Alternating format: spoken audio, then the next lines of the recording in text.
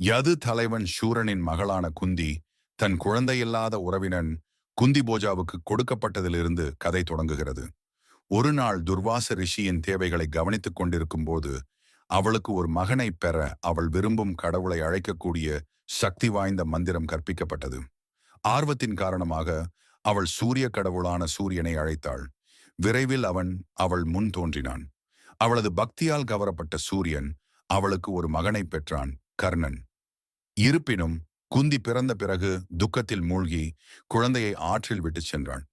ஒரு தேரோட்டி, ராதையின் கணவர், குழந்தையை கண்டுபிடித்து அவரது தெய்வீக கவசம் மற்றும் காதணிகள் காரணமாக அவருக்கு வசுசேனா என்று பெயரிட்டார். பின்னர் கர்ணன் என்று அழைக்கப்பட்ட வசுசேனன் ஒரு சிறந்த போர்வீரனாக வளர்ந்தான்.